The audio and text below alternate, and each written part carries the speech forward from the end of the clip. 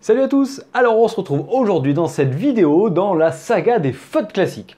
Aujourd'hui on va parler de calcul de dérivées. Donc c'est une faute qui va s'adresser à partir du niveau de première. Et donc on te donne cette fonction là et on te demande de la dériver. Donc tu es en début de chapitre sur la dérivation après avoir fait la dérivation locale.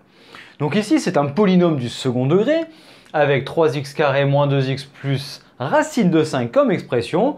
Et ici, il faut calculer la dérivée de cette fonction. Alors souvent, ce que je vois faire certains élèves, c'est que ici, pour ces deux termes-là, ça se passe bien. C'est-à-dire qu'ici, tu sais que la dérivée de x carré, c'est 2x, donc x 3, ça fait 6x. Ça, en général, ça pose pas de problème.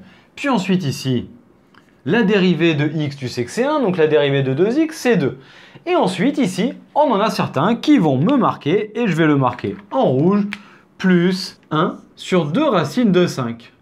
Allez, toi derrière ton écran, cherche 2 secondes et pose-toi la question de ce qui ne va pas. Qu'est-ce que c'est que racine de 5? Est-ce que racine de 5, c'est une fonction de la variable x? Est-ce que c'est racine de x? Ou là, on sait que racine de x admet pour dériver 1 sur 2 racines de x. Ouais, mais il se trouve que ça, c'est pas racine de x, c'est racine de 5. Et racine de 5, c'est une constante, ça ne varie pas. Et tu sais que la dérivée mesure les variations, donc quelque chose qui est constant admet pour dériver 0. Donc c'est pas parce que c'est racine de 5, et ça marchera d'ailleurs pour exponentielle, ln, cos. Si tu as ici exponentielle de 3, bah la dérivée, ça sera pas exponentielle de 3, ça sera 0. Et bien là, pareil, racine de 5, la dérivée c'est 0. Donc après avoir marqué cette petite aparté, c'est-à-dire racine de 5 c'est pas racine de x, c'est la dérivée d'une constante, c'est 0, et bien la dérivée de la fonction ici, c'est pour tout réel x, f' de x est égal à 6x moins 2 plus 0, donc 6x moins 2.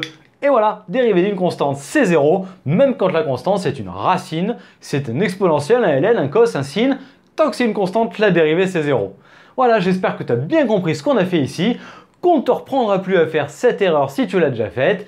Donc merci de lâcher le petit pouce bleu vers le haut, à venir t'abonner à la chaîne en activant la cloche, à nous rejoindre sur notre site internet, sur nos réseaux sociaux. Je t'invite à nous retrouver dans d'autres vidéos et d'ici à la prochaine vidéo, entraîne-toi bien et je te dis à très bientôt.